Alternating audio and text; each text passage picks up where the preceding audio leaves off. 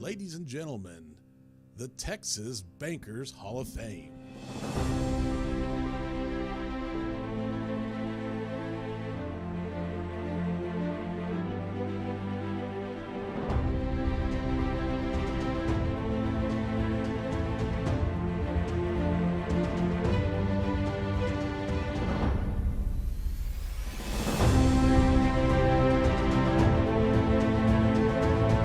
Recognizing exceptional contributions to banking in Texas.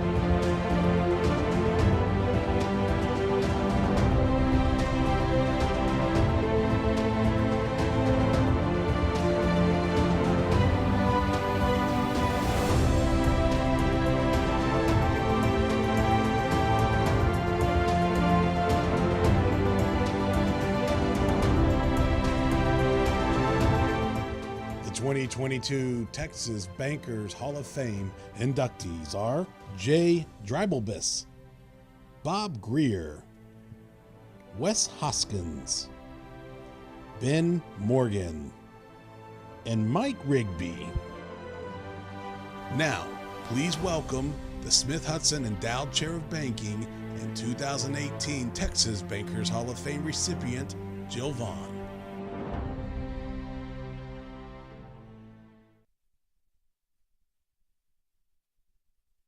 An incredible video. Thank you so much. And good evening, and please continue with your meal and desserts.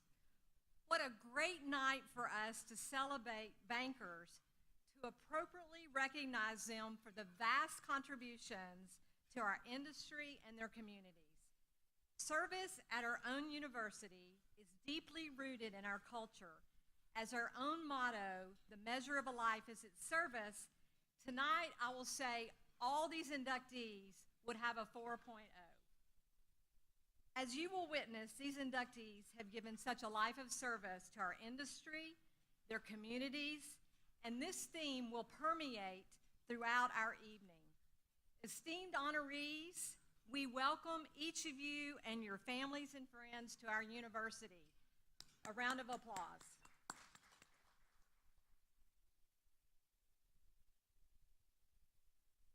So I've had the real honor to be in this role back here at my alma mater just a few short months. And I can tell you there's nothing more exciting and satisfying than to work with future bankers of tomorrow. The incredible dedication of our staff and faculty at the university is second to none as we all exist to build student success and preparedness. Helping bankers and regulators build a pipeline of talent by preparing students eager to start their career is a dream come true for me. I have to pause and thank the generosity and the vision offered by the Smith-Hudson Endowment to lay that groundwork here at Sam Houston State University back in 1997. And as we would expect, success breeds success, and seeing our other great programs across the state, like Texas A&M, Texas Tech, Stephen F. Austin, and the new programs coming online like Texas Southern University and Prairie View A&M. This is all what it's all about and validates the need for this important mission to build our own banking talent from the ground up. So a round of applause for these great contributions.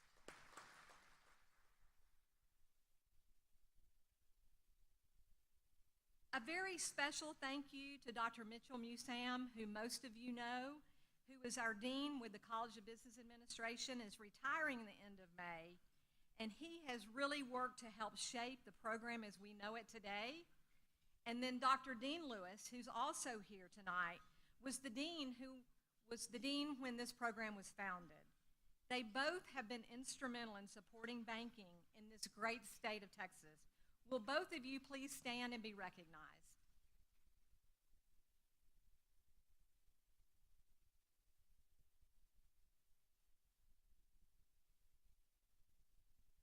You will not find a more dedicated team that works day in and out for the success of our students. Dr. Bexley has created an incredible legacy, and it's humbling to fill his shoes. But he had the foresight to put an incredible team in place. Pam Thaler, Jacqueline Coffin, and Dr. Steve Nininger, who was the acting chair for the past 2 years. Please stand and let us recognize you for your hard work and dedication.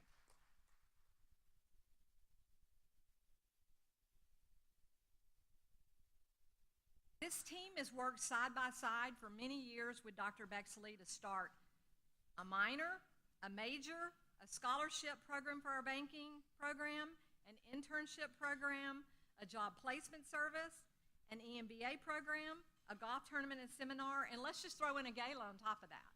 Why not? That is a list of all the accomplishments. This program has produced over 1,200 interns, 600 bankers, 700,000 in scholarships, and has recognized after tonight 42 bankers for their Hall of Fame efforts. Our group works with students not only on their course schedules, but their resumes, and help to work them to prepare when they get to you and what their future holds in store. We work actively to recruit students. We have many of those with us tonight that can be successful working in our great industry.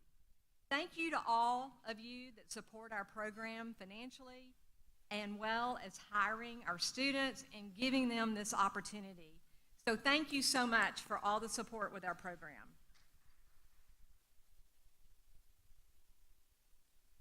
It really is wonderful. I said maybe next year we'll just have a big happy hour because everybody had so much fun getting together and seeing everybody, and it really is wonderful to be together again as we share this event with you in person, and we are also live streaming this for the guests that could not be in attendance. So now let's turn our attention to the program, and we'll begin with introductions of our special guests, and we have many. Will Metcalf, our state representative from House District 16, and wife Megan. So proud to have a lot of our prior inductees. So Mr. Chuck Doyle, 2015 inductee.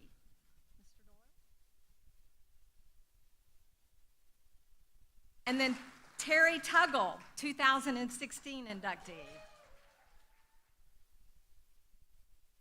Suzanne Gooch, the daughter of Charles Cheever, 2016 inductee. Joe McKinney, 2019 inductee. Mr. David Lacey, 2020 inductee and son of William Lacey, who was a 2013 inductee. Right up front, Vic Pearson, 2020 inductee. Jimmy Rasmussen, 2020 inductee.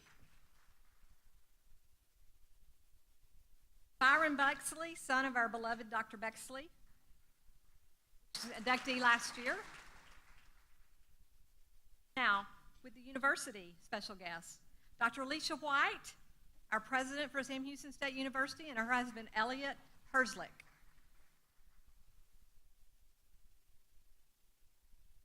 Dr. Michael Stevenson, our provost and senior vice president for academic affairs. Frank Holmes, vice president for university advancement. Major General David Glazer, chief strategy officer.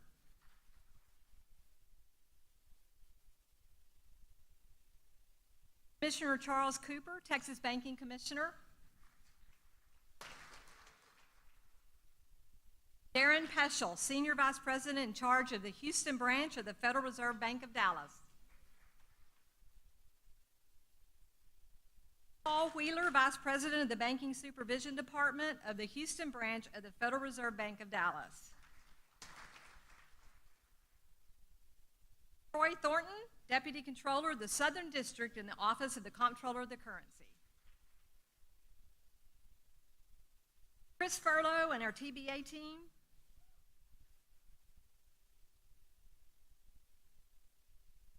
Our IBAT team that's here with us tonight, Steve and Groot, Shay, Kurt,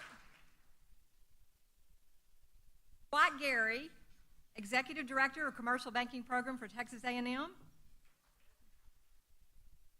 and my good friend, John Scroggins, Executive and Resident for the Future Bank Leadership Program for Texas Southern University. Welcome, John. And then from Prairie View A&M, Dr. Eric Kettich and Dr. Audria Ford.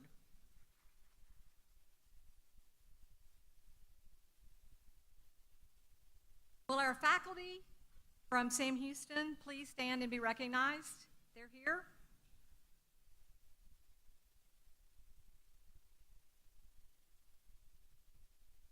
Our Chair of Banking Advisory Board members, we have a lot of those in attendance tonight. Thank you so much for your hard work and dedication. Our former and existing executive MBA students. And then not least, our banking students that we're so proud of.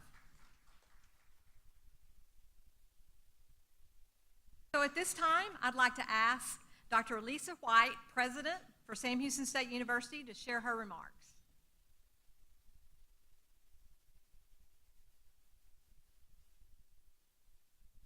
I was just listening to the who's who. I feel like I'm in a room of dream makers. I can look back over a life of moving around and getting involved in a community.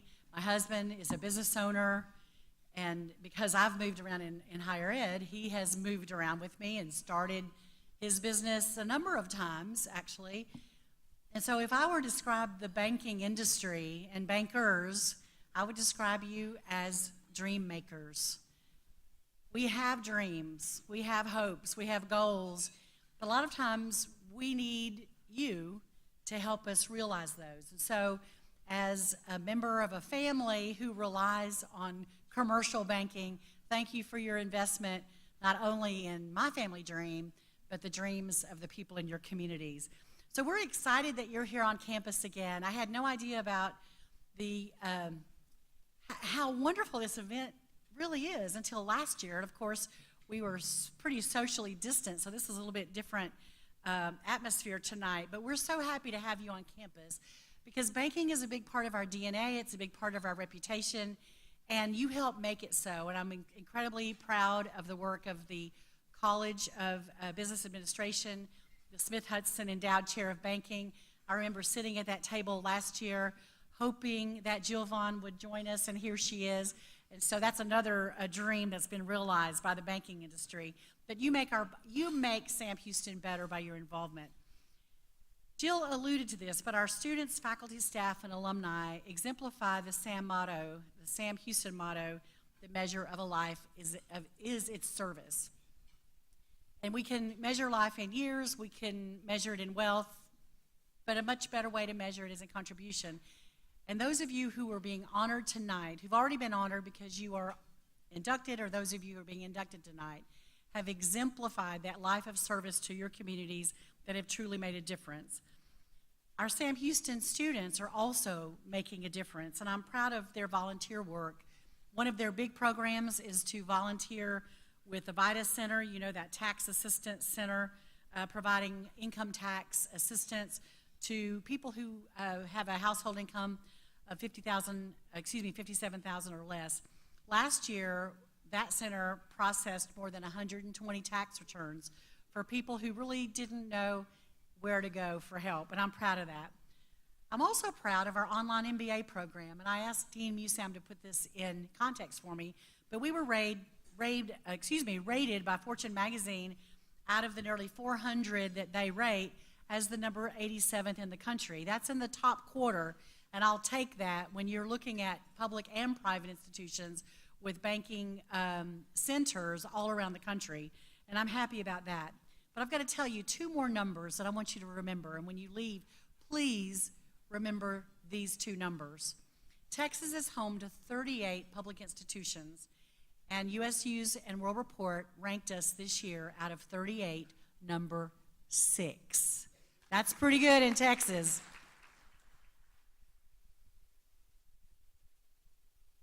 Now, there's one more number that I'm just as proud of, and perhaps even more.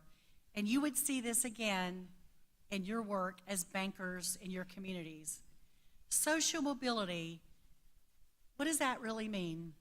It means in this country, you can decide to move up. In this country, you can be who you want to be.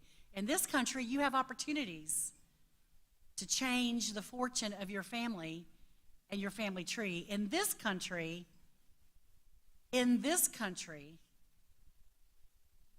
can make choices that create a future for your children that you only dreamed of. And that's what social mobility is. Sam Houston State University is ranked by US News and World Report as the #1 institution in the state of Texas for social mobility. I'm really proud of that.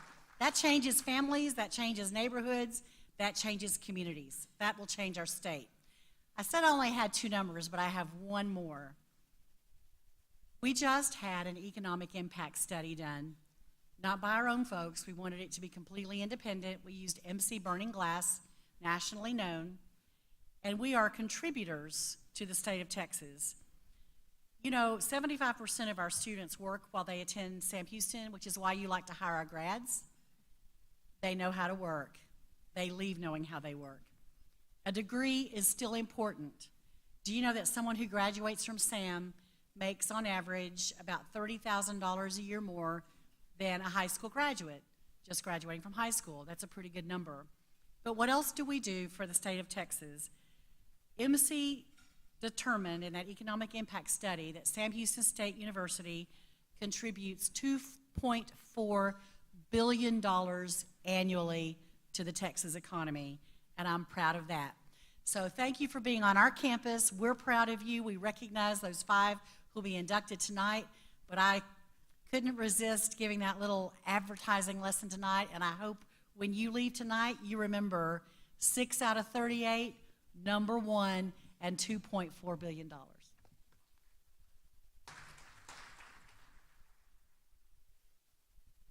Thank you, President White. The accomplishments of our university and our students make me very proud to be a Bearcat and back at this university. So we'll now move on to our program to recognize these 5 awardees tonight who have made such outstanding contributions to the Texas banking industry. This is truly special as we hear the full story behind their success. Each one shares not only a life of service to our banking industry and their communities, but also they have strong ties to education. We all know one thing: if it weren't for our banks and bankers, who would sponsor the Little Leagues?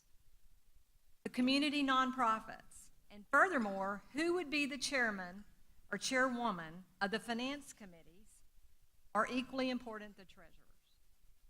The communities depend on us, and we all work hard to make our mark. Not only have these bankers tonight made their marks, they've served in roles of top leadership in their organizations, but as you will see, they've committed a life of service beyond their organizations, in their communities, but also what is very important is our trade partners like TBA and IBAT working to address issues that affect all of us in the industry and fighting the good fight in Washington as needed. On that note, I'm so pleased that many potential bankers are here tonight to witness the accolades of each one of you and see how you have walked the walk. Also, to your young table guests, members of these inductees' family in the audience tonight, and also our students, to take notice of the common theme of the level of contribution of these bankers within their communities and how education has served them so well. This honor is a big deal, and your fathers, grandfathers, and friends are big deals. have the commitment, they're visionaries, and like the video said, they're iconic in their own lives. At this time, as I call on the presenters, as I ask you to come to the stage using the stairs to your right, my left, and proceed to the podium to introduce each honoree. After this introduction, the honorees please come to the stage from the same right side to accept your award.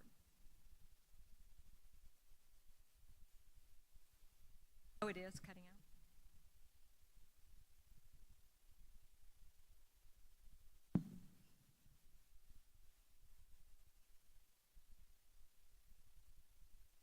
Is this better?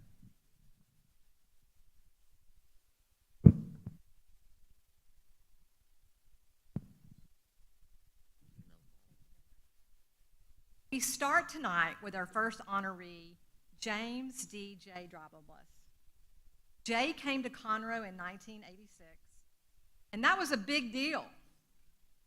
I remember it well. I was much younger than Jay, but it was impressive. He was a Conroe outsider, right? And he was very young. I think he was 12. I think you were 12 at the time. So he was young and an outsider coming to Conroe. You know, I spent my whole career in the area, and I'm still an outsider, my whole career. As Ray will tell us, Jay brings wonderful knowledge for all things banking during his 42 years, and he's given so much to all the communities in which he's served. We're also honored to have him on our banking board, our Smith Hudson Advisory Banking Program. So at this time, I'd like to invite our EMBA instructor with Woodforest National Bank, Ray Sanders, to the stage to share some words about our good friend Jay.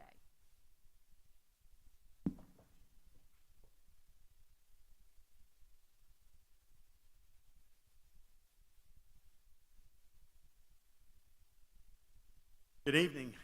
My name is Ray Sanders. I'm Executive Vice President at Woodforest National Bank. I'm also a proud graduate of Sam Houston State University. I serve alongside our next inductee for more than 15 years, and I've known him as a banker for more than 25 years. Our next inductee is James D.J. Drabblebus. He says to think drive a bus to learn how to say his last name. Dr. Frank Parker and I were talking about that earlier tonight. Jay came as CEO of Woodforest Federal Savings Bank in 2007. And then in 2010, our FSB and our national bank merged, and Jay became our Chief Operating Officer and President. And then in December of 2018, Jay was named President and CEO of Woodforest National Bank. Jay is a native Texan. He's an Aggie. There we go. He's a husband to his pride and joy, Carol. He's a father. He's a grandfather. Jay, as we know him, has been a pillar in community banking for more than 40 years, serving the needs of his customers and his community. The Sam Houston State motto, as you've heard tonight, is the measure of a life is its service. This legacy was continued from General Sam Houston. Jay exemplifies that same motto. He has served his community by giving his time, his energy, his own personal resources to great organizations, and always seeks to better the lives of those in his community and in his profession. Jay's a past chairman of the board for the Texas Bankers Association, where he represented and promoted Texas banks as our voice in the banking industry, both in Austin, Washington, D.C., and around the state of Texas. He presently serves on the advisory board, as was mentioned earlier, of the Smith Hudson Endowed Chair of Banking here at Sam Houston, a Conroe Economic Development Foundation board member and Lift Fund board member, where he serves startup and small businesses with SBA and microloans. Jay's also a member of PayRails, an innovative technology company that helps financial institutions with payment solutions to meet the needs of our future. He's also served our community as past chairman of many chambers of commerce and a campaign chair for United Way. Jay's devotion is to serve his fellow man. Jay's always loved agriculture and the outdoors. And one time he thought he wanted to be an ag teacher. He also had a passion for the outdoors, and he loves to hunt, and he has many trophies of his prowess. While these activities were satisfying, he found he could still enjoy his cows and enjoy his hunts, but he found that serving his community as a banker was the most rewarding for him. Jay's vision is to provide a customer experience beyond all expectations, to be a best-in-class in commercial banking, to promote financial education in the communities that we serve, to support economic development, and to have the best and brightest employees who love what they do and love clients. As April is Financial Literacy Month, I thought it would be apropos to point out that in 2019, through Jay's leadership, the Woodforest Foundry, which is a national award-winning program facilitated by entrepreneurs who support and mentor entrepreneurs in underserved communities, in partnership with Woodforest Bankers, won the Consumer Bankers Association Joe Ballou Award for the most innovative and impactful small business initiative. This program is where entrepreneurs find a community of mentors and trusted guidance from peers and from Woodforest Bankers and the rest of our community. In 2021, that leadership of Jay's continued as his team of bakers worked through virtual meetings with entrepreneurs to develop the first ever virtual Entrepreneurship for All class.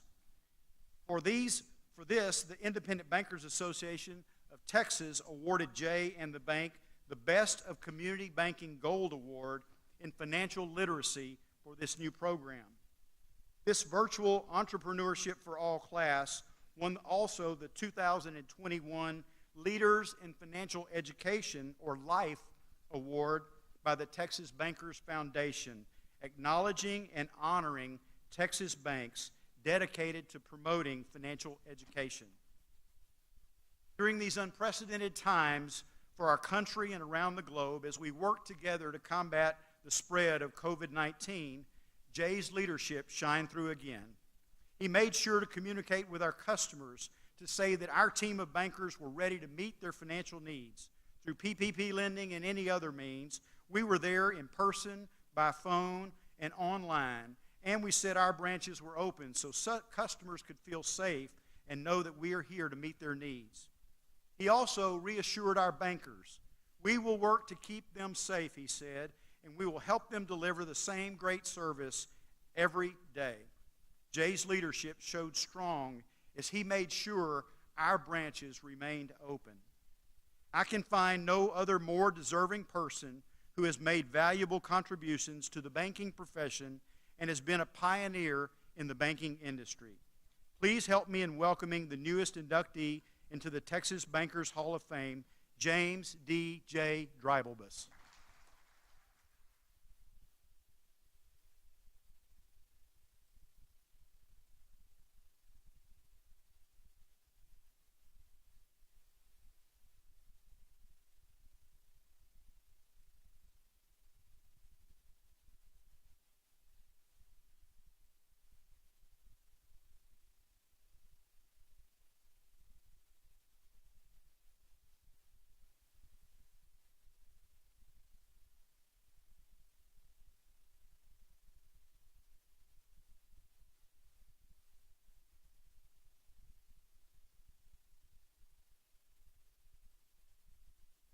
All right. Ray, I don't know who you were talking about, but I want to meet that guy. That's pretty, thank you so much. You know, I have to say that there's no better profession in the world than one that helps others attain their dreams. Building communities, making a difference in people's lives. And that's what we all do. I kind of feel like the quarterback that got drafted to the team that had the all-pro line and wide receivers that could catch anything he threw close to him and running backs that were unbelievable. Basically, all you have to do is take the snap and get out of the way. And yet I'm getting inducted into the Hall of Fame. And the real superstars are around the room here today. I promised myself I wouldn't get choked up. Only Terry Tuggle can do that. But the reality is that that's the truth. I've been so blessed in my career to be surrounded by tremendous bankers. result of that, I get the award. Reality is the award belongs to all of you. We have a great opportunity to make a difference in people's lives. And I was so thrilled to hear President White talk about fulfilling dreams. Because that's what we do every day. Nothing more rewarding than that. I'll tell you, I want to thank first my family from the old First National Bank days and from Conroe, George and Lisa and Kim, those people that I worked with in the early stages of my career. Thank you so much for the difference you made in my life. And Lisa for sticking with me all these years. I will have to admit that she left First National before I did, and I didn't take too long to follow to get there to be with her. I also want to thank 4 individuals that made a significant difference in my career.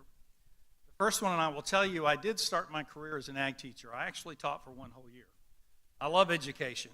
I love kids. I hate parents. That's the bad part. So when Carol and I went back to College Station, I was excited about embryo transplant and genetics, and I'm one of these science nerds, and I thought that was something I really wanted to pursue. But I realized we had a little baby. He's not such a baby anymore. He's sitting over here tonight. But we had a little baby, and we needed to find a job. So there was the local bank, Republic Bank A&M, no longer had their ag lending officer. And I don't think he left by choice, but they needed a new ag lending officer. I thought, it's perfect. Ag teacher, I can count, at least all the way to 10 anyway. I'd be a good loan officer. So I filled out a resume. I went to the bank, met with the HR officer. She looked at my resume. I don't think my rear end even hit the chair before she told me, you're not qualified, and showed me the door.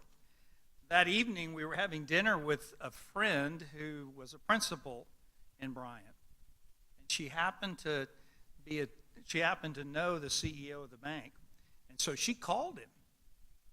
That's the kind of people my wife hangs with. So she called him, and I had a meeting with him the next morning at 7:30. And that was Churchill Jones, who was the CEO of the Republic Bank there in College Station. And we talked for a long time, and Church said, you're not qualified to be a lender, but I'll make you a teller. So I started my career as a teller.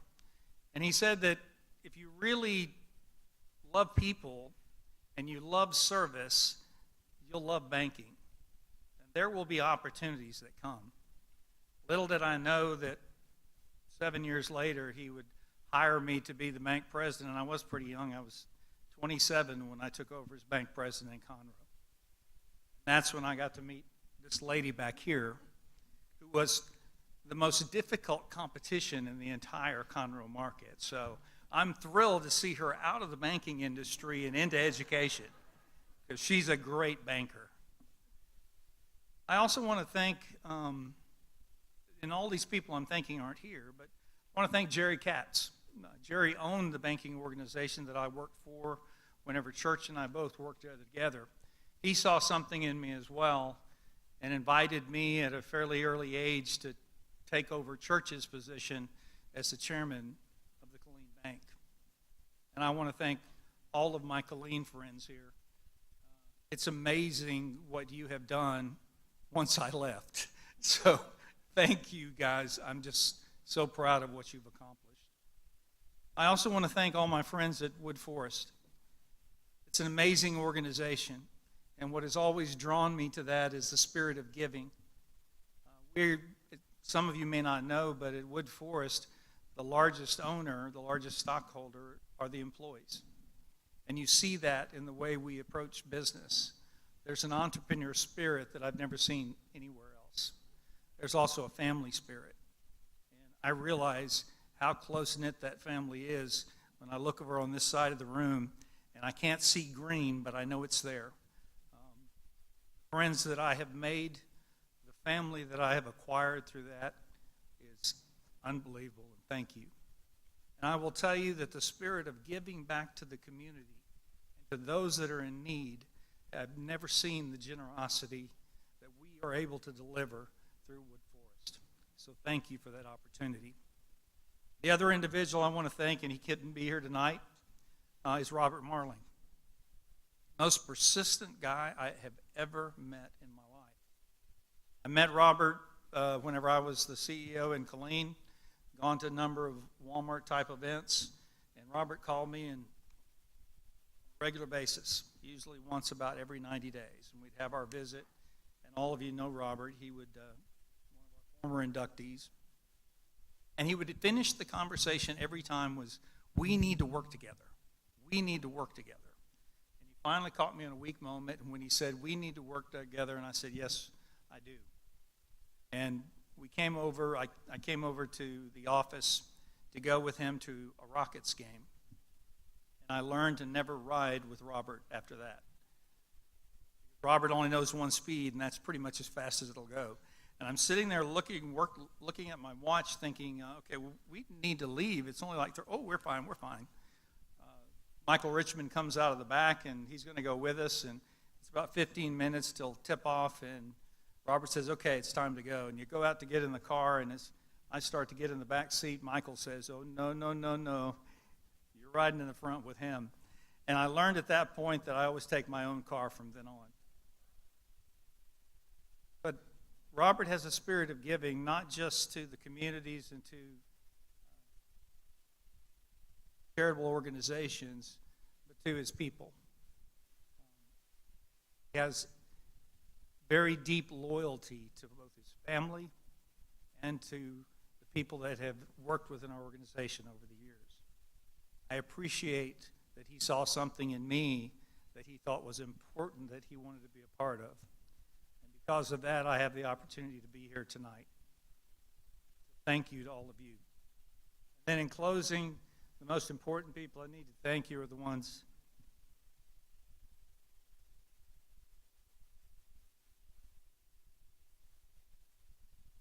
it takes a family that supports you in your best and your worst, that reminds you of what your principles are and what you stand for. I have that unbelievable support. Wonderful wife, 3 beautiful sons, and 3 wonderful daughter-in-laws. Thank you. Thank you for loving me, supporting me, and always being there. Thank you so much. This means the world to me. Thank you, guys.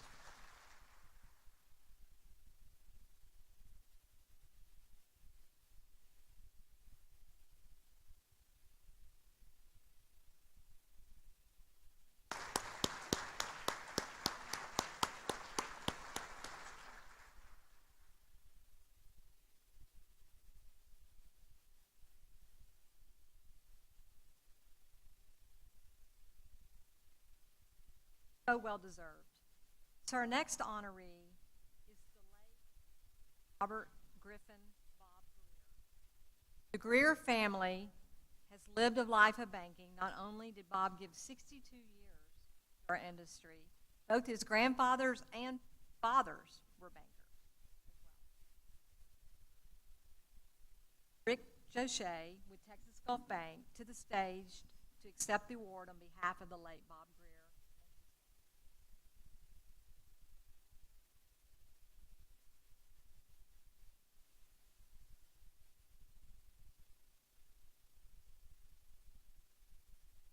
They didn't tell me I was going to have to follow that show that we just saw. That's pretty impressive. Apply for a job over at Woodforest Bank.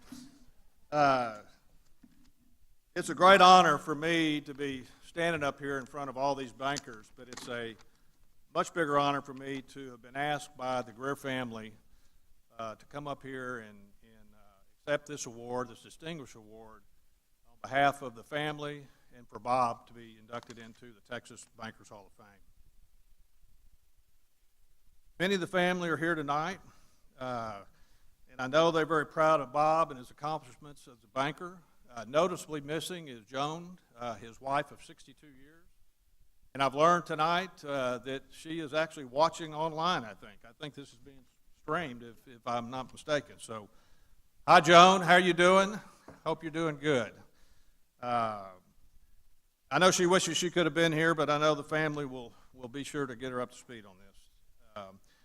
Everyone can read Bob's accomplishments in his bio in the program, but 71 years as a banker is a very long time. I was fortunate enough to have spent most of the last 41 years working alongside Bob, soaking up his knowledge at several banks and learning something new from him almost every day. Bob actually hired me right out of University of Texas. He did the interview. That's the kind of guy Bob Greer was. And he hired me, and there's 2 other people sitting at this table over here that he did the same thing with. So Bob was he was a special guy. Bob's extensive accomplishments in banking speak for themselves, but it was his genuine caring attitude for everyone he encountered in business and outside of business, regardless of their position, that was far more defining on who Bob was than his banking accolades. Bob worked hard but knew how to balance his life as a banker along with his priorities as a husband, a father, a grandfather, a brother, with his many friends, and of course his beloved University of Texas. There are no whoops that go with University of Texas, by the way, but there are some hook 'em horns. Bob was a mentor to many young bankers along his illustrious career, and I was fortunate enough to be one of those beneficiaries. I worked with Bob at 7 different banks. Bob's last stop in banking for the past 10 years was at Texas Gulf Bank. He served as our chairman and later chairman emeritus.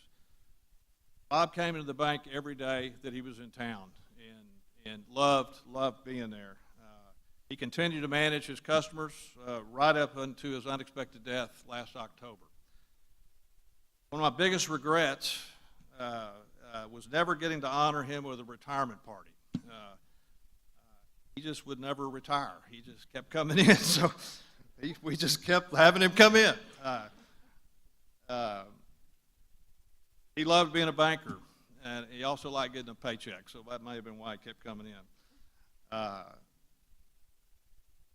think this Texas Hall of Fame is a much better way to honor Bob than any kind of retirement party. So we really appreciate this honor. I just wish Bob were here to accept it himself and to acknowledge the recognition as an inductee in the Texas Bankers Hall of Fame. We walked over earlier, and you need to do this if you haven't. There's a wall in the business school, and it's got all the inductees on there, and Bob's name is on there, along with all the others we've talked about here today. And I looked on that list, and Tom Frost and Charlie Cheevers and all these people that were Bob's contemporaries. And it's an impressive group of bankers, and it's an impressive honor. This recognition among his peers would have meant the world to him, I can promise you. Bob was an exceptional banker. He was a mentor. He was a friend to anyone he met. His wisdom touched many, and they just don't make them like Bob Greer anymore. I want to thank y'all for this honor to accept this award on behalf of Bob, the Greer family, and this industry that he loves so much. So, thank you very much.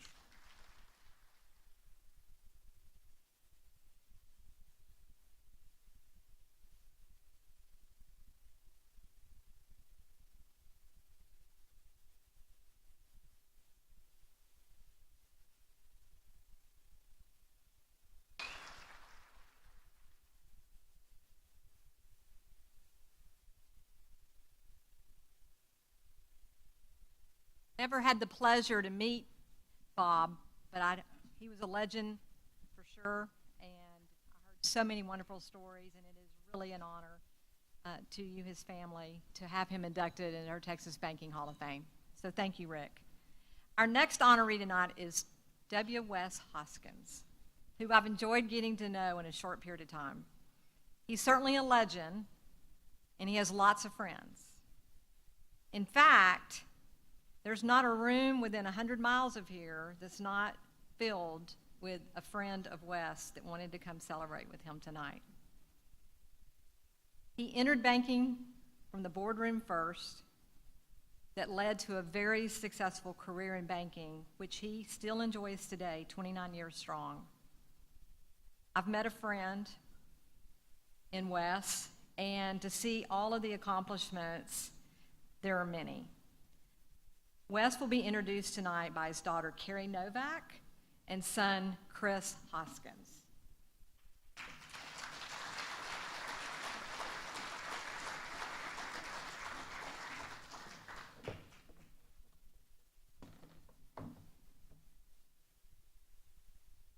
Let me start off by saying I know it's unusual to have two speakers for an introduction, but my dad really didn't want to hurt Chris's feelings. You know him as Wes, as a banker, a friend, a colleague, your boss. We know him as Dad, and in the last 15 years, as Heffy. You see him at meetings, banking conventions, charity events, or boardrooms. We see him in the early morning hours picking up kids to take them to school. When my oldest daughter Avery was in 6th grade, her friends thought that she had a chauffeur because she was always dropped off at school by a man wearing a suit. We see him sitting at baseball and soccer games, fixing broken bikes and car headlights. We see him sitting with a kid in a deer blind when they shoot their first deer.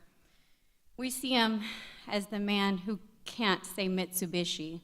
Ask him later tonight and you'll thank us. We see him teach valuable lessons to our children. My older two are here tonight, and they'll both tell you that when they find themselves on a mule ride that ends in the middle of a pasture, they know that they've done something wrong. But most importantly, they know that they are loved by a man who only wants to see them thrive in life and become their best selves. We've also seen him repeatedly reminded by a 5-year-old of that one time that he missed the turn to the donut shop. We've seen him buying a pink 4-wheeler and a purple helmet for a very cute granddaughter with curly hair. And most recently, we saw him at 6 a.m. in his underwear shooting hogs off the back porch of the ranch house. No one likes hogs, that's fair. And then there was that one time in Mexico. Oh, well, we probably won't tell that story tonight. We are here tonight to celebrate the improbable career of a former Southwest Texas Bobcat who was almost asked not to return to school. Thankfully, he graduated on the Dean's List and started his illustrious career as a small-town speech and drama teacher. I think what we all really want to know tonight is how in the hell a speech and drama teacher turned truck salesman, turned insurance salesman, turned bank CEO is being inducted into the Bankers Hall of Fame. We think that the secret to his success has been that he follows the George Bailey model of banking. Have you seen the movie It's a Wonderful Life? It's one of our dad's favorites. He's never forgotten what his job as a community banker is. There's a scene from the movie where George Bailey is explaining to all of his customers where their money is. He tells them that their money is in their friend's house or their neighbor's business. Each one of them was actively helping the neighbors in their community. Everything our father has done has been to invest in his community and his employees. Despite his early lack of experience, and in spite of the fact that both of his children worked at the bank at one time, the bank not only survived, but it thrived. He took a local community bank of $36 million in assets to the thriving bank that it is now. Over the last 25 years under his leadership, the bank has grown over 16 times in asset size and gone from 3 locations to the 11 they have now. Not only has he grown the bank in a profitable and sustainable way, he's done it in a way that's rewarded his most important asset, his employees. The bank has an employee ESOP program with an impressive 78% participation rate. Some of the employees that were at the bank when he got there are still here today, and they're here with us tonight. Now, you would think that all this would keep him busy enough, but that's not the life of a community banker. He's sat on just about every board in banking, and for sure every community board in South Texas. The resume for his nonprofit leadership reads like a Johnny Cash song, I've been everywhere. He's gone from the Federal Home Loan Bank of Dallas to the Port Commissioner of Corpus to a trustee on the Gregory Portland Independent School District, with just about every stop in between. He truly believes in serving the community that he lives in, both as a banker and as a person.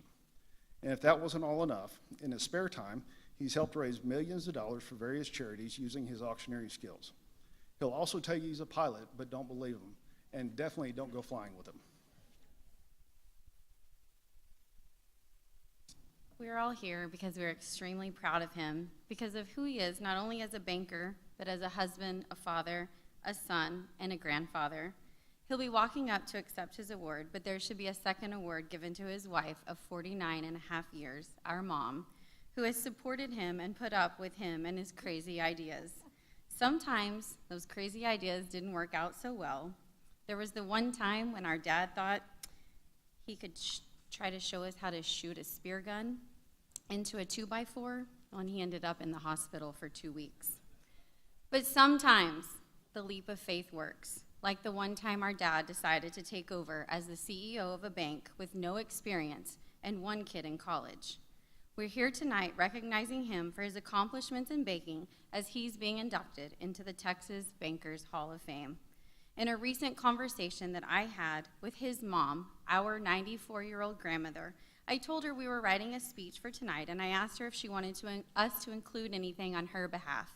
And she couldn't be here in person tonight, but she wanted us to tell all of you how much she loves her son and how proud she is of him. We echo the words of our Mimi when we say that we could not be more proud to introduce to you our dad, our children's Heffy, and the subject of all of our jokes, Wes Hoskins.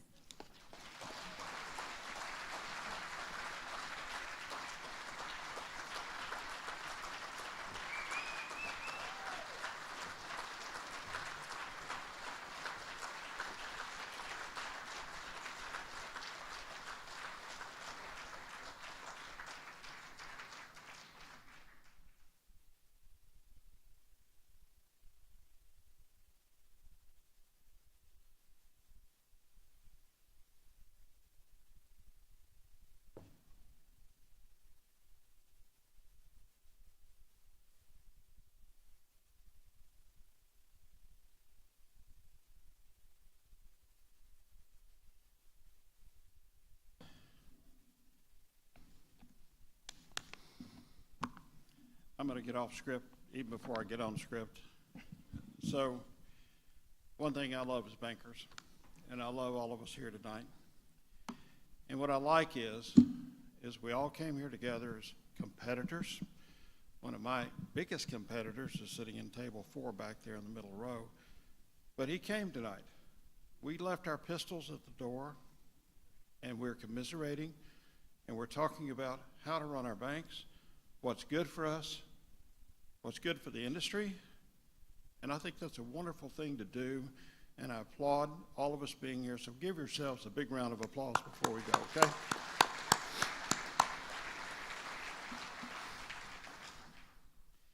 I want to thank Sam Houston University for hosting this event and for this prestigious award. I feel very honored and blessed to receive such recognition from my peers. Jill, I thank you for all your efforts here. You've been wonderful. And I congratulate all the other recipients this evening, especially my fellow past TBA chairman, Mike Rigby and Jay Drivabus. But I would like to take a moment and introduce my family to you. Janie, my wife, which you've heard about. Chris, you've already met.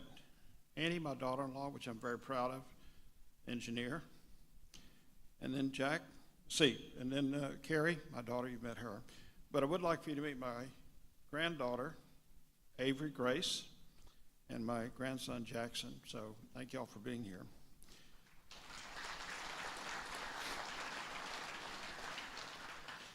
I want to tell you that Ford, Sam, and Nora, they didn't make the cut. They're back at the hotel watching Encanto for at least the 20th time. And if you haven't watched it with your children or grandchildren, or just watch it, it's a lot of fun. Back in 2009, when I gave my acceptance speech at TBA convention in San Antonio, it was given in the shadow of the adoption of Dodd-Frank.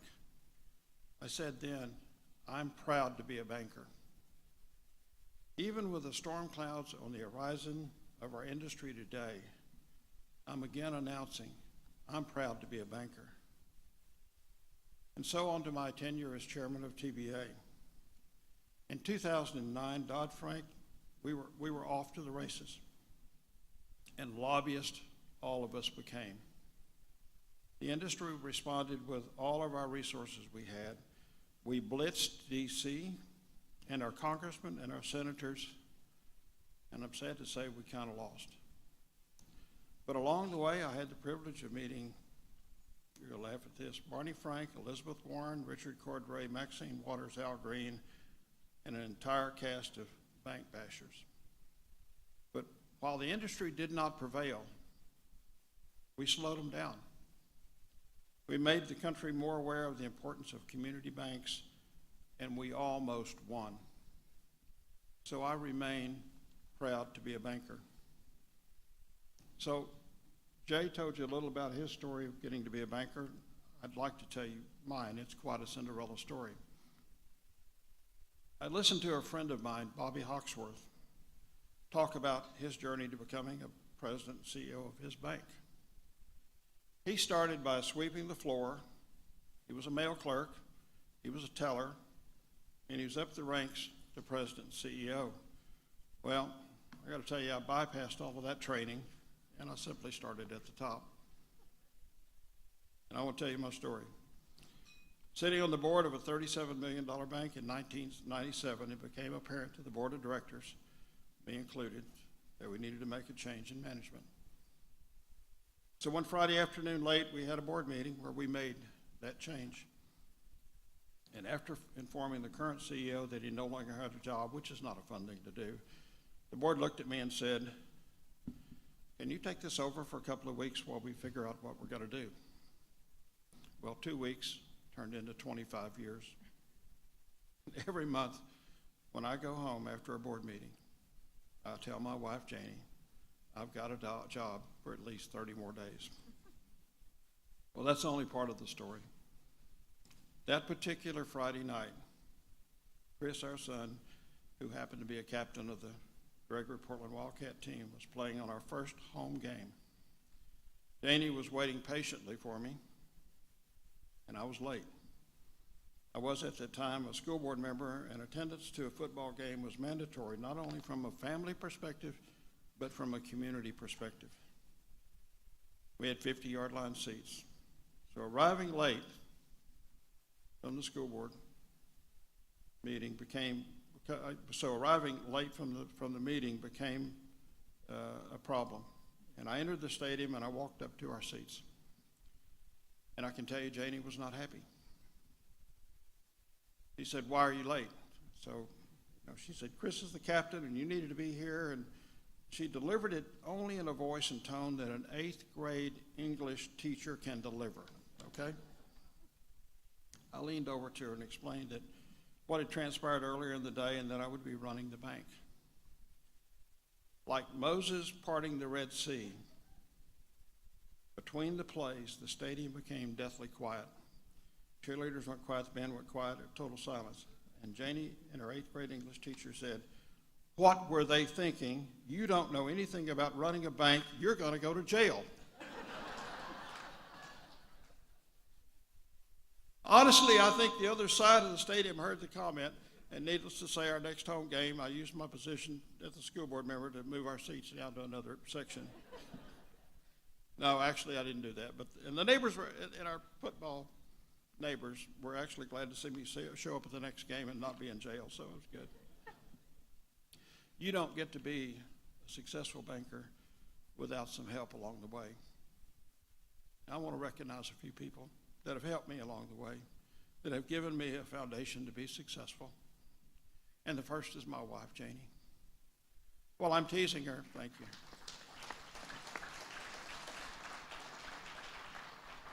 While I'm teasing her about football game comments, she's been the most stalwart supporter I've ever had. I guess all bankers' wives eat a lot of chicken dinners, but Janie has been there with me at every event, smiling, supporting the bank, and for that I'm ever grateful, Janie. I want to recognize my old boss, Quitman Lindley.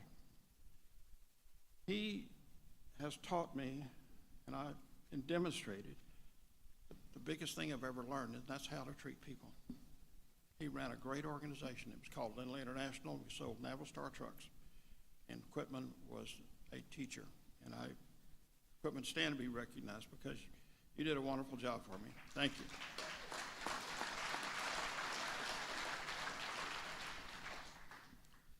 Victor Pearson. Everyone needs a best banking buddy. And Victor Pearson is my best banking buddy. I go to him for advice. He's a go-to for support. He's a great friend and a great banking buddy. Victor, I thank you from the bottom of my heart.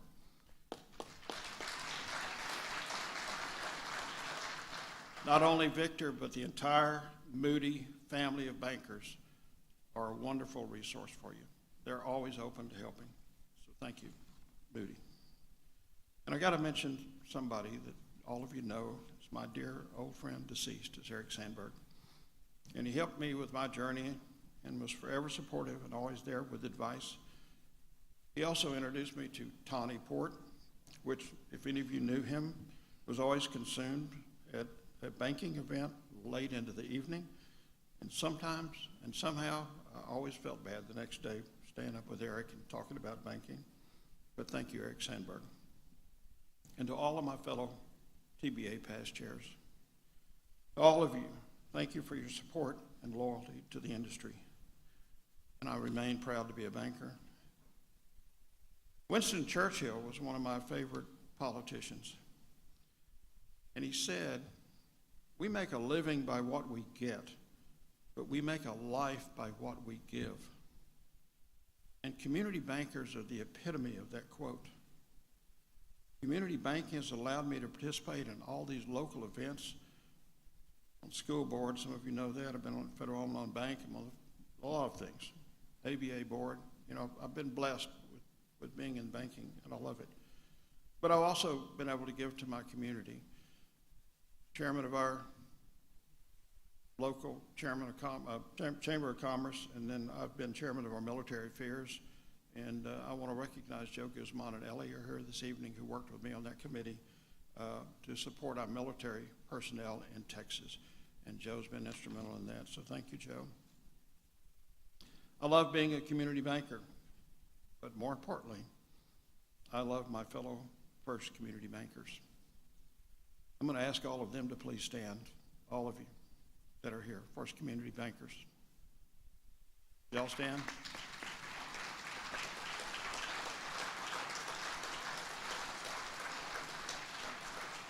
To all of you, you deserve a part of this award. You have helped me along the way, along the path of growing our bank from $37 million to over $600 million, and our bank becoming a leader in South Texas. And I thank all of you for that. And I want the audience to know, I want all of you to know that these folks here tonight, and also the ones back home that could not be here, deserve a piece of this award and recognition. I love each and every one of you, and I thank you for your support. And I want to thank, special thanks to Manny Galindo and Sherry Lewis. Y'all stand up. He'll make you stand up. I told Sherry he's going to make her come up here and speak. They're directors of the bank, and I appreciate them being here. But special thanks also this evening for our industry, for Chris Furlow, who's president of TBA. Thank you for your support for our industry. And Commissioner Cooper, I and the industry cannot thank you enough for your dedication to the banking industry, and I want to thank you for being here tonight with these bankers. Well, to all of you, thank you for your support. I remain proud to be a banker. David Lacey told me he still has the button that I gave away at the convention back in 2009, and he wears it on occasion, so thank you, David, for doing that. But I also want to thank one more time Joe Vaughn and Sam Houston State for this award. Thank you for being here. Have a great evening, and God bless.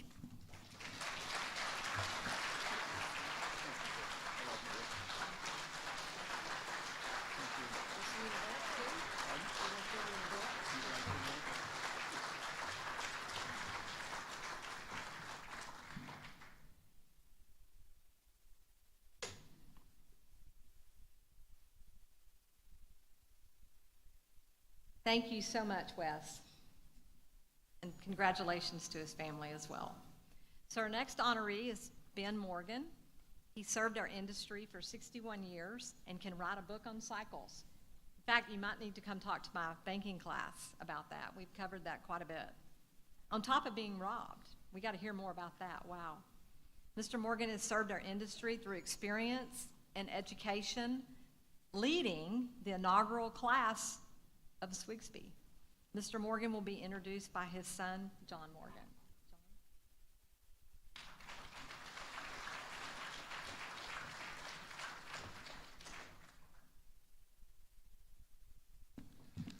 I have to say, if I'd have known that I was going to have to give a speech for nominating somebody else for this award, I might have thought twice about it. But not my comfort zone here. But this next Hall of Fame banker is certainly worth it. My name's John Morgan. I'm currently a senior vice president with Broadway Bank in Austin. I've had the privilege of working for banks led by 3 past Hall of Fame bankers over my 25-year career. All were great leaders, all great bankers. I've gained invaluable experience from the banks that they led. But now I can say the first Hall of Fame banker that I worked for, and by far my favorite, with apologies to the other honorees here tonight, is my father, Ben Morgan. Ben Morgan's banking career spanned over 60 years, from 1958 to 2019. It began and ended in Austin, with several stops in between. He was the youngest bank president in Austin at age 35 in 1972. There were 7 banks in town at the time when he took over for the newly formed Community National Bank for Chairman Joe Long. He led Community National Bank and then the combined First State Bank of Austin through the 70s, 80s, and 90s. He survived and thrived through the 80s banking crisis, and then brought First State Bank to the cusp of the 21st century. He blazed new trails into modern banking at the time and spread his bank's footprint across the state of Texas. Under his leadership, First State Bank grew to become one of Texas's largest banks and the largest independent bank based in Austin. He did it with class, he did it with integrity, and the principles of safe and sound banking. But he'll be the first to say he didn't do it alone.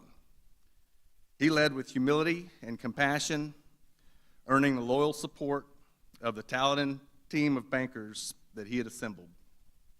He retired in 1999, but couldn't give up banking completely. He stayed active on bank boards for another 20 years, finally taking a bow just a few years ago. And now, it is a great honor and privilege to introduce my dad, my biggest role model in banking and in life, and whose shoes just got a whole lot harder for me to fill, Ben Morgan, Texas Hall of Fame banker.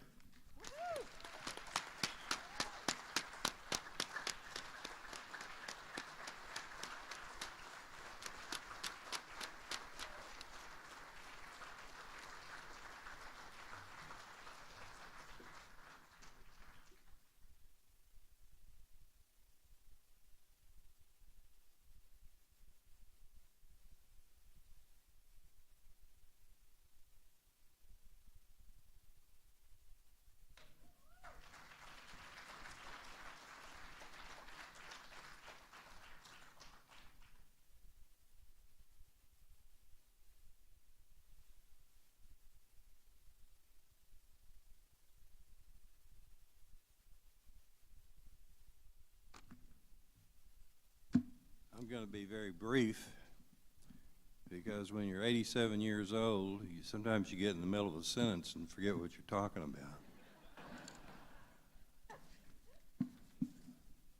I want to first thank my son, John Morgan, for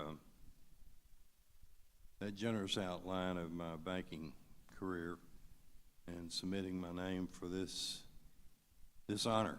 John began asking me questions 3 or 4 months ago about my career, and at first I thought he was just curious, but then he started asking in more detail. So I asked him what he was up to, and he wouldn't tell me. What a huge surprise when I got a call from Jill Vaughn in February informing me of my induction into the Texas Bankers Hall of Fame. And it also solved the problem of what John was up to.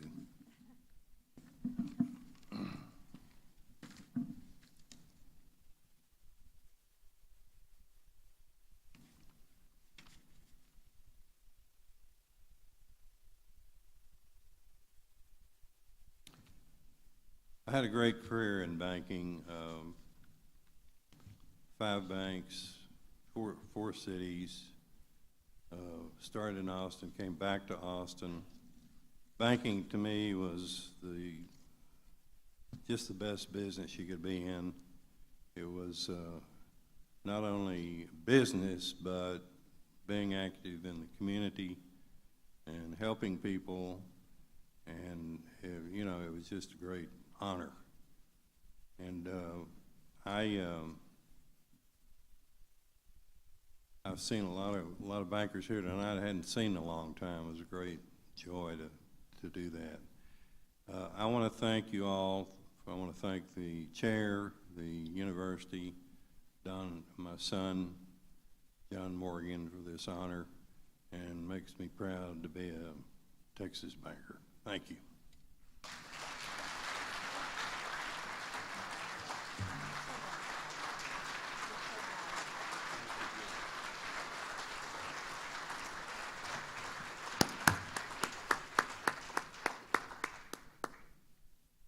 What an incredible career, John. Thank you for that nomination of a very deserving, your dad. Our final honoree this evening is Mike Rigby.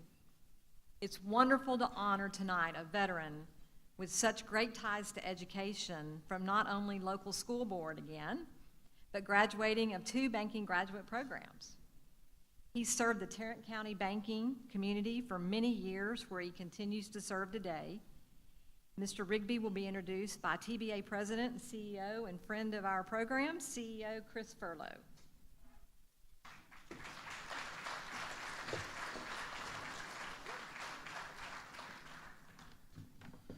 Well, good evening, everybody. Jill, first off, I think we want to thank you. The people in this room, bankers around Texas, are really excited for the leadership and the energy that you bring. We have a Hall of Fame banker as the leader of this program, and you are very inspiring. Thank you so much. Round of applause for Jill. Mitch, I'm not sure where you are, but thank you for your years of service to this university. And Steve and Pam and Jacqueline, I'm sure that Jim Bexley is looking down tonight, and he couldn't be more proud of the continuing work that you do for the program that he loved so much. So God bless Jim, and many thanks to each of you.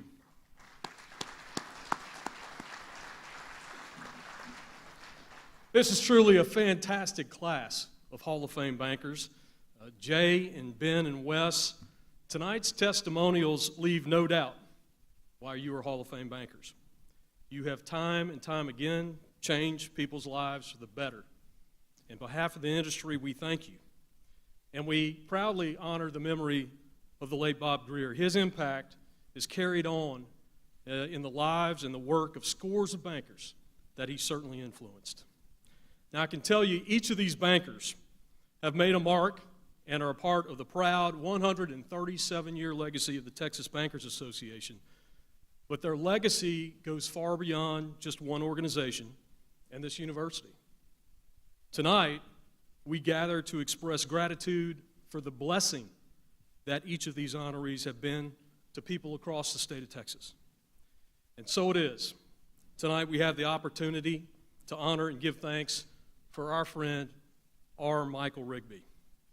Now, I know that I'm going to date myself, and maybe a couple of you here in the room tonight, by saying that you remember the E.F. Hutton brokerage commercials from the 1970s and 80s, right? So help me out here. When E.F. Hutton talks, people listen. Well, I think those of you who know Mike will say that he's never the loudest voice in the room, but certainly when he speaks, people listen. His sterling reputation is one of impeccable trust and respect. His record of service is replete with achievements in banking, education, and in the community. CEO of Liberty Bank, regional president for Legend Bank, TBA chair, leadership of the American Bankers Association, the Northeast Tarrant Chamber of Commerce, the Weatherford Chamber, Lions Club, Economic Development Committees, North Texas Special Needs Board member, Weatherford College Board member. And as you can see from the program, this is only a partial list. For decades, the community has called on Mike. And like the good Marine he is, He has faithfully answered the call. Semper Fi. While these achievements are certainly impressive, a resume does not represent the full measure of a man. An office does not convey character. What matters is the impression one leaves on the hearts of others through servant leadership. And in that regard, Mike, your impression is clear and lasting. You get a sense of that from the people who've had the opportunity to work with Mike. Most of you know that Mike currently serves as the chairman of the board for the Federal Home Loan Bank of Dallas. CEO Sanjay Basin said of Mike, being in a board meeting with Mike is like watching a master class of how thoughtful framing of questions and follow-up questions is done. Mike's peers trust his leadership, knowledge, and commitment to the bank's employees, member institutions, and communities. Mike is a mentor for all of us at the bank, and he genuinely cares about us professionally and personally. And then there is the testimony of his character from fellow Hall of Fame bankers. When I spoke to our honoree tonight, Wes Hoskins, who served with Mike on the TBA and the Federal Home Loan Bank boards, he broke into a litany of laudatory adjectives for Mike. Steady, thoughtful, inclusive, patient. Our dear friend and 2021 inductee, Vic Pearson, not only commented on Mike's professional skill, he marveled that through the deepest trials of life, Mike has demonstrated exceptional strength and character. As a TBA past chair, Mike has had significant interaction with our staff over the years. Our friend Celeste Embry in particular shared in all circumstances Mike was humble and exceptionally kind. Steady, thoughtful, inclusive, patient, strong, kind, and humble. Are these not all of the traits of an ideal community banker, a Hall of Fame banker? Augustine is quoted as saying, "It was pride that turned angels into devils. It is humility that turns men into angels." Mike's humble leadership as a community banker, industry leader, trusted colleague, dear friend, and most of all, beloved husband to Sonny and father to their children, has made him an angel to so many. Mike, as the students here at Sam Houston, our future bank leaders, walk by the permanent plaques of honor in that hallway of the Smith-Hudson School, there you will also be as an example of humility and leadership for generations to come. Congratulations for this well-deserved honor. Ladies and gentlemen, it is a high honor to introduce Hall of Fame banker and Hall of Fame human being, R. Michael Rigby.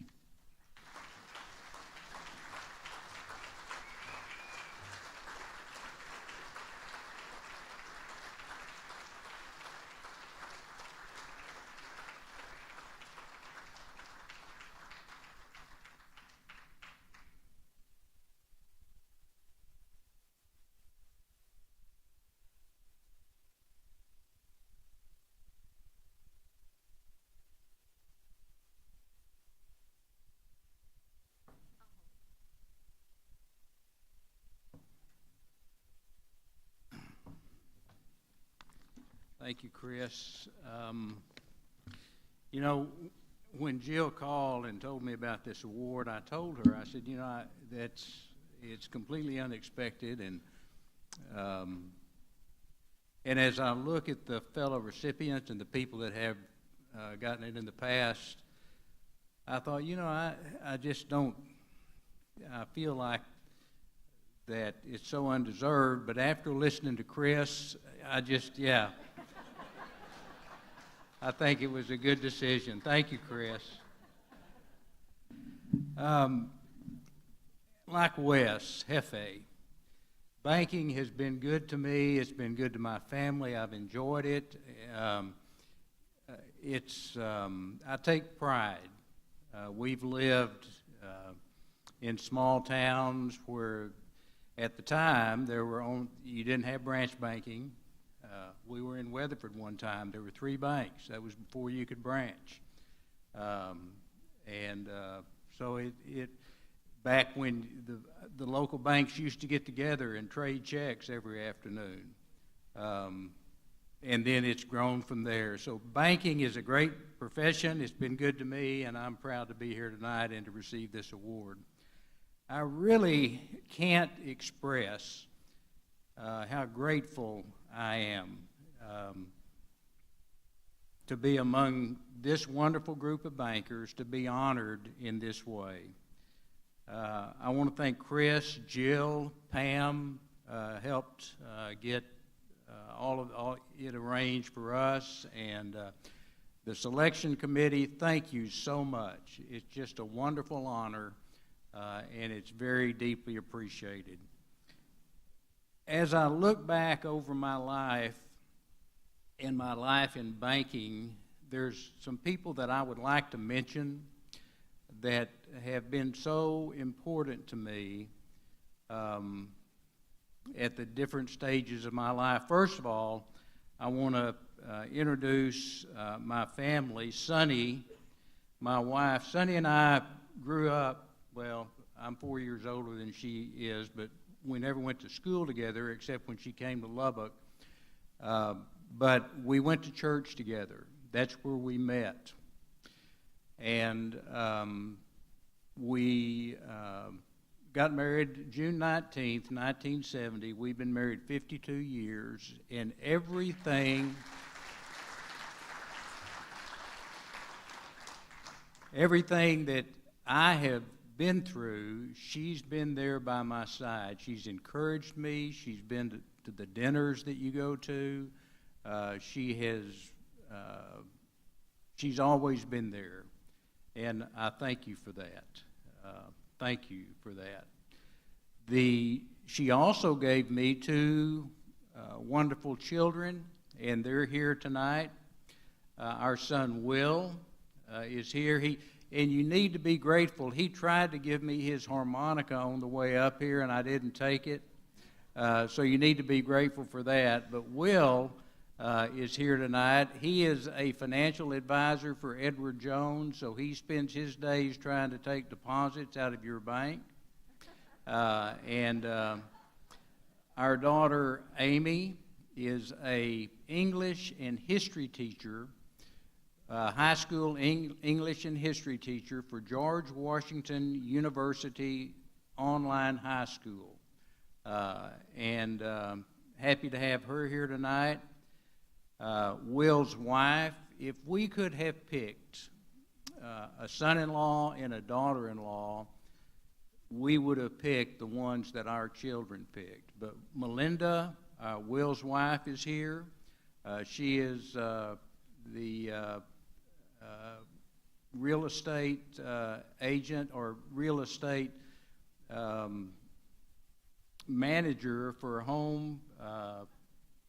I want to say Home Alone, but that's not right, is it? But At Home, she does that. And our son-in-law, Eamon, is an attorney for Decker Jones in downtown Fort Worth, so I get free legal advice. I don't call him at the office. I wait till he gets home. And so they're great. They're great son-in-law, great daughter-in-law, and they have given us 4 wonderful grandchildren. They're here tonight. And we all live pretty close, so we have gotten to watch them grow up. But happy to have Waylon Rigby. Waylon is 14. He turned 14 last week, April the 23rd. And then his brother, Nolan, will be 10 in July. Hadley is 13. She'll be 14 in September. And then Clara is 8, and she'll be 9 in July. So they gave me a coffee cup with their birth dates on it, so that's how I remember when they are. But happy to have all of them here tonight. You know, as I look back over my life and my life in banking, there's 3 men that I want to mention tonight and they're all gone. But I think you're going to know some of them. Some of you will know some of them. But they have played an instrumental part in my life. But before them, the two people that I'm going to mention tonight you have never heard of, but they need to be mentioned by me because of all they did for me, and that's my mother and father, Roy and Irma Jo Rigby. They're gone.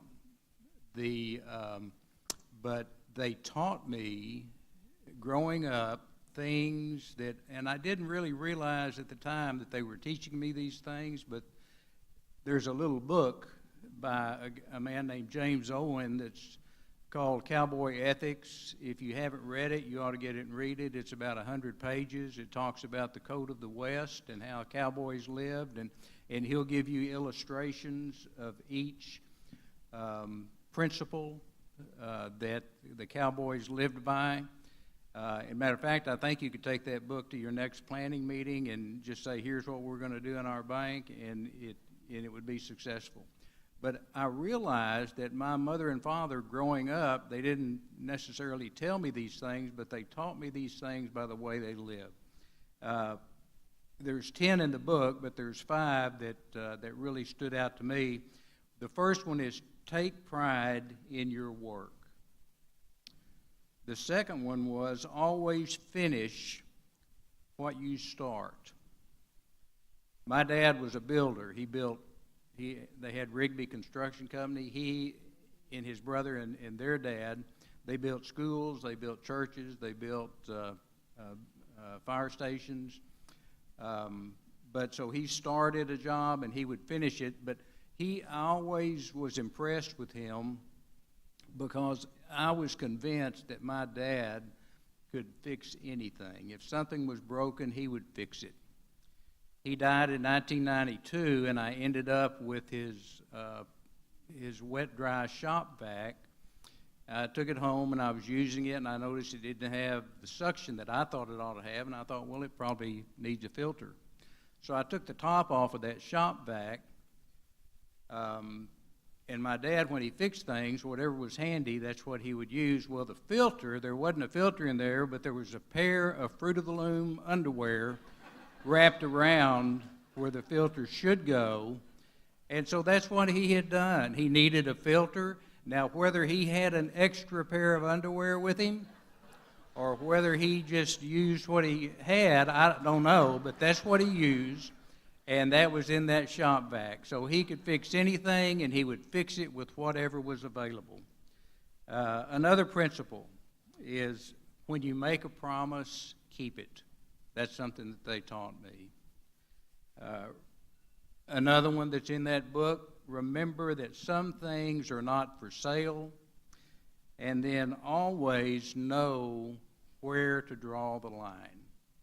So as I read that book, I thought, well, that's things that my parents taught me growing up, and hopefully that's things that I've tried to pattern my life after. I'll tell you another thing about my mother. These things come to mind, but she died in 2017, Irma Jo Rigby.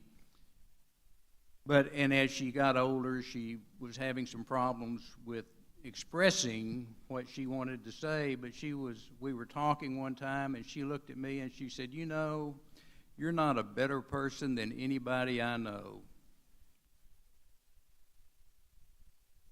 And I thought, well, thank you for that. But anyway, that just came to mind. 3 people that I want to mention because they need to be mentioned. They were instrumental in my life. They taught me. The man that gave me my first job in the financial services industry was H. Earl Hall. Mr. Hall, I still can't call him Earl, it's Mr. Hall, hired me at Equitable Savings Association in Fort Worth in the early 70s. I had gone there to go to work, or to try to get a job after Sonny and I got married. She married me, and I didn't even have a job, but I went in, and they were looking for somebody with experience, and so I left and went and got a job at Foster Mortgage in Fort Worth. 2 years later, went back to Equitable, and I said, here I am, I've got experience, and they hired me. And I worked for him for a long time. And he told me later, and after So Equitable was owned by Imperial Corporation of America. Imperial Corporation of America also owned Gibraltar Savings out of Houston. They merged, and Gibraltar, being the larger one, survived. So if you worked for Equitable, then if you were going to continue to advance, you needed to move to Houston. Sonny and I decided that's not what we wanted to do. We ended up moving to Weatherford, but Earl came down here, and then after we moved back to Fort Worth, he lived in Hurst. He had retired. He had been the Texas Savings and Loan Commissioner for a while in the late 80s. But he and I would get together. We would have lunch. We would talk about our days at Equitable. But he took me under his wing when I was a young man at Equitable and taught me. And I want to mention Mr. Hall tonight. The second person that I would like to mention that maybe you knew was Bill Hurley. When Sonny and I moved to Weatherford, I went to work for Bill Hurley. He taught me a lot, and I'll never forget when I went to work for him, we were talking, he called me Mikey. And I'll never forget in Weatherford, we were at the corner of Santa Fe and College Park, and he looked at me and he said, Mikey, he said, what's it going to take to punch your ticket? And we decided what would work, and so I ended up going to work for him and I worked at First National Bank of Weatherford, a bank that was chartered in 1880. Worked there for 18 years, until 1998. Bill passed away about that time, but he meant a lot to me. He taught me a lot. He was one of those people, he was just you hear the word mentor, and he was a mentor to me, and I'll never forget him. And then the third person that I want to mention is it's funny how inconsequential decisions will affect you for the rest of your life.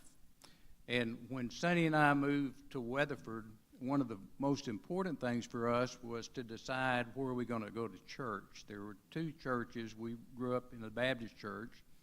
And so there was First Baptist and there was Northside Baptist. And really First Baptist was where the business people, the professional people went. And we thought, well, that's probably where we'll be. And it was across the street from the bank. But we went one Sunday morning really intending to join that church. And in the Baptist church, they have the invitation at the end. And when they did the invitation, neither one of us moved. And the next Sunday, we went and joined Northside Baptist Church, which was more of you didn't have as many professional people there. But we joined Northside. That's where we raised our kids. And there was a lady at that church named Dorothy Reeder. Dorothy Reeder had a brother named Charles Brinkley. Charles Brinkley had started Northeast National Bank in North Richland Hills. Eventually, it became Allied Bank. They were looking for somebody to come to Fort Worth to run their Fort Worth operation, and he asked his sister, Dorothy, he said, you know anybody, a banker in Weatherford that I could talk to? She said, you need to talk to Mike Rigby. So he called, and we met, and we talked, and after a while I said, I appreciate it, but I just think that that's not really what I want to do. I want to work for a community bank, and so I stayed at First National Bank of Weatherford. Well, 10 years later, he called me again, and he said, I tell you what, I've got a community bank in North Richland Hills, Liberty Bank.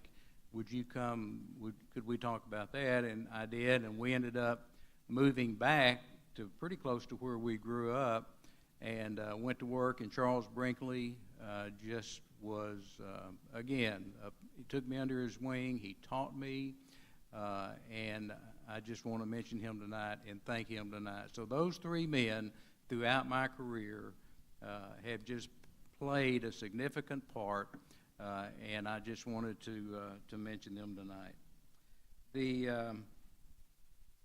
Also, Charles Brinkley got me involved in TBA. He encouraged me to do that. He recommended that they put me on the Bankers Foundation, which they did, so that's kind of how I got started there. So he was instrumental in my life. This award is wonderful, and I thank you. Everyone that's involved in it, I thank you for it. It means a lot to me, and I appreciate the opportunity to be in this group of bankers that are just that I hold in such high regard.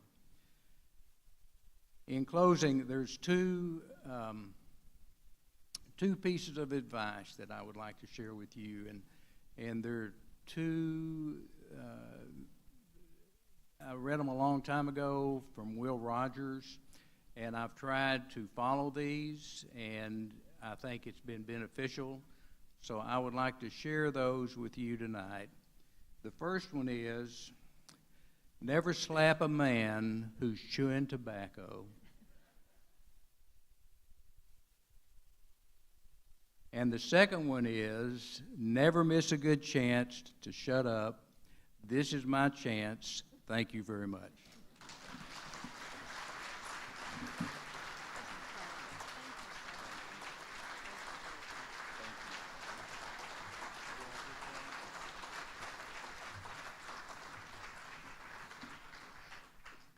So please stand again, and let's again congratulate all of these bankers tonight.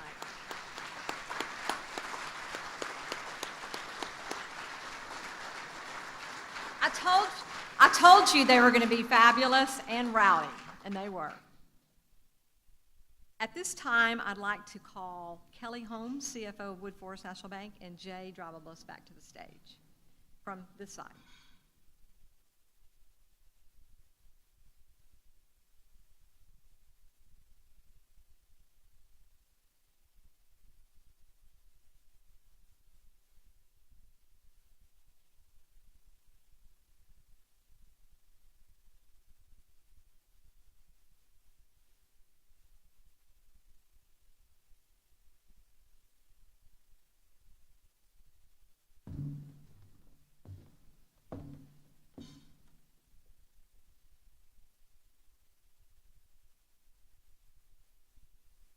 Yeah, Jay only thought he was going to get through the night without me speaking. Yeah. One of the things I share with Jay is we're both kind of emotional, as you saw earlier this evening. And as you do when you work with someone, you have occasions over the years where those emotions get kind of raw.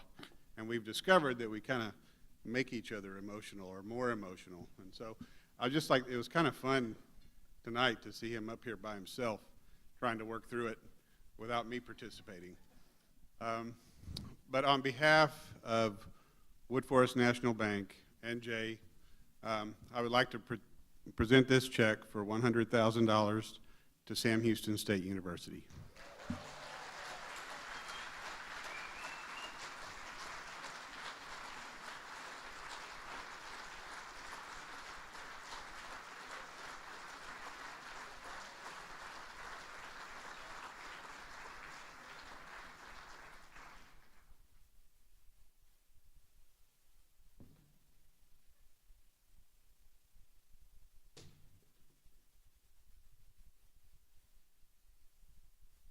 Is that not incredible?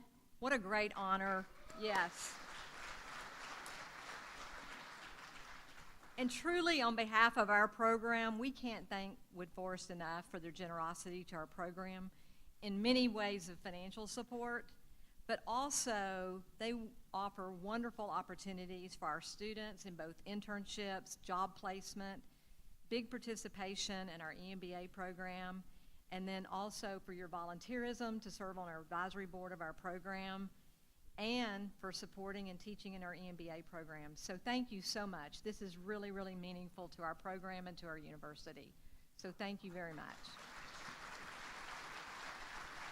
So at this time, I'd like to introduce Mike Stevenson, our provost. I introduced him earlier. He's also Senior Vice President of Academic Affairs, to bestow a special honor tonight as well.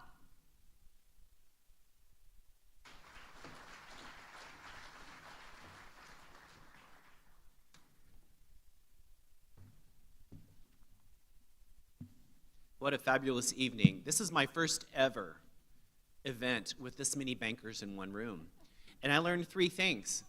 Number 1, you're a lot of fun. Number 2, a lot of the honorees tonight had a second career in banking.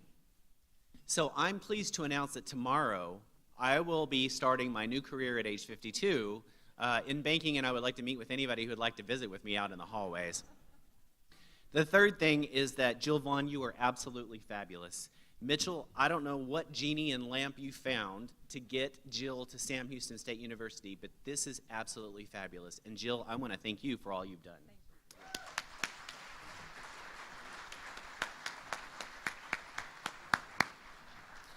Before we leave tonight, I'd like to take the opportunity to acknowledge and remind you that after 33 years of service, Mitchell Musam is retiring from Sam Houston State University May 31st.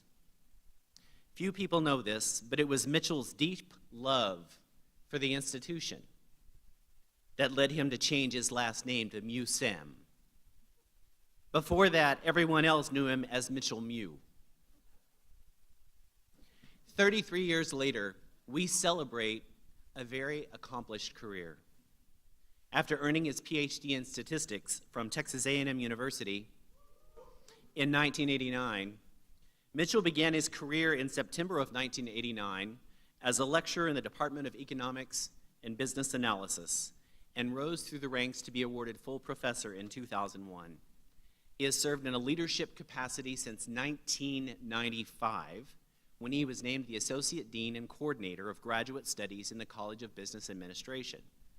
If that wasn't enough, in 2003 he was named Dean of the Graduate Studies and Associate Vice President for Academic Affairs. And then in 2009 he was named Dean of the College of Business Administration, a position he has served generously for the past 13 years. He has earned accolades from multiple professional associations.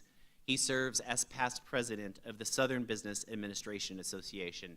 I could go on, but the list would only continue to tell you just how qualified Mitchell has been and how much he has served academia and the industry. What is special about Mitchell, however, is his heart, his warmth, and his love for the institution, his unmatched devotion to his students, to his staff, and to his faculty. I asked 3 people who know Mitchell very well, one for each decade of service that he had given, to share with me a few thoughts about him.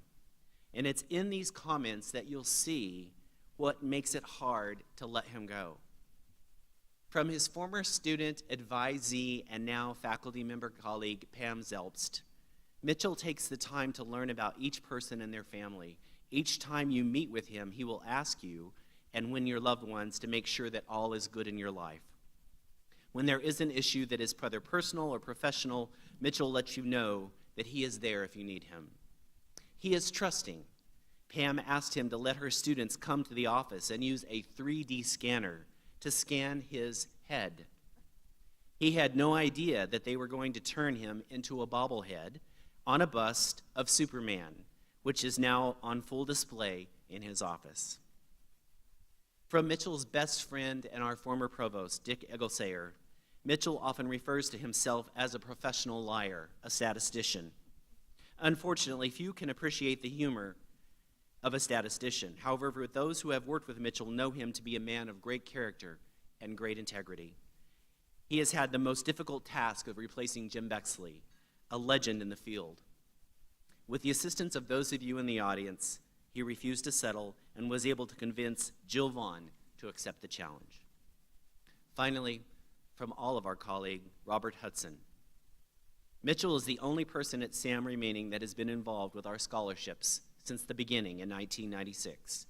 He has a great appreciation of the program, and he is such a caring person and has personally observed how it has changed the lives of so many students for the past 25 years. Much of our success today is the result of his many years of contributions and support by his caring for the students and getting personally involved with them to help when necessary.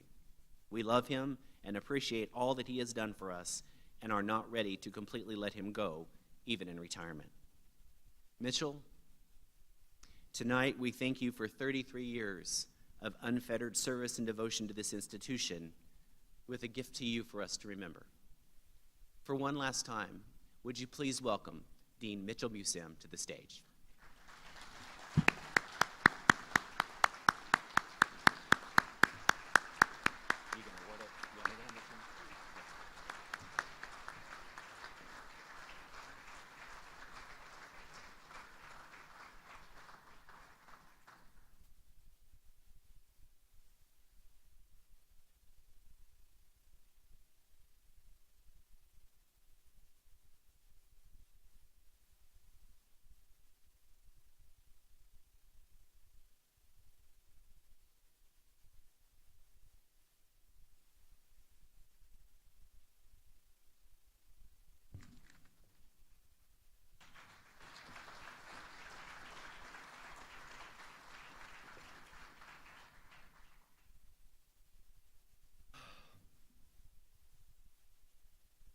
What can one say?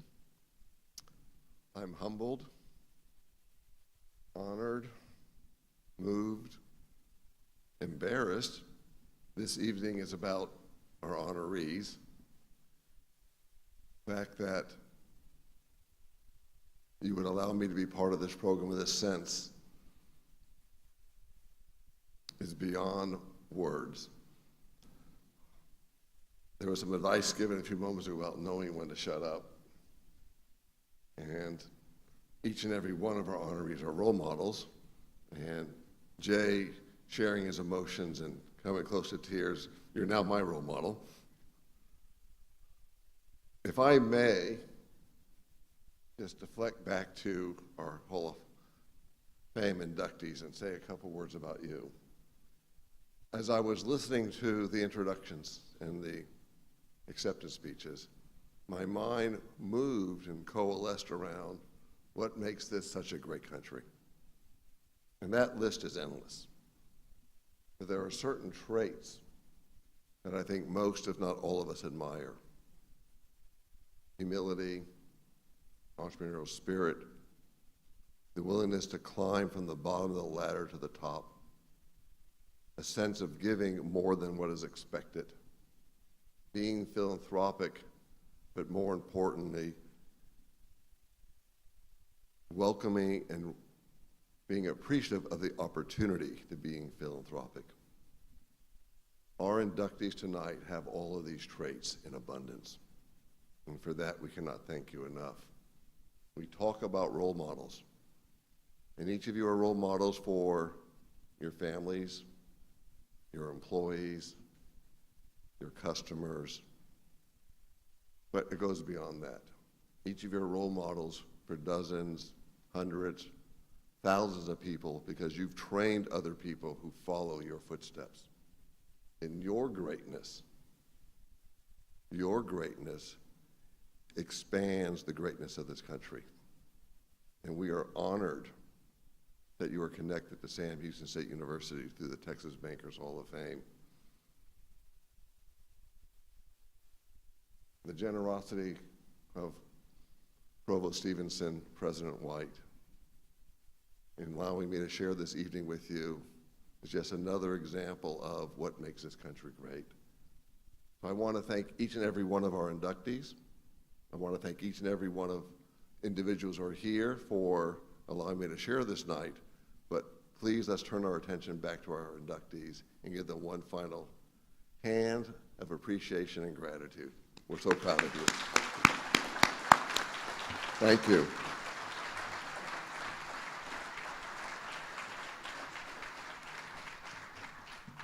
Mitchell's very shy.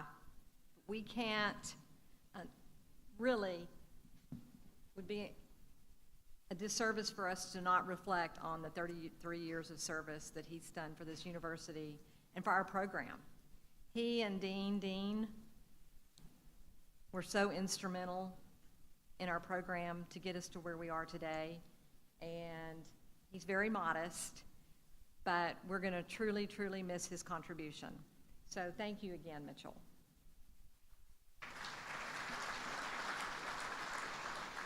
So as we close tonight, Thank you so much for coming. Many of you traveled from many miles to be here tonight.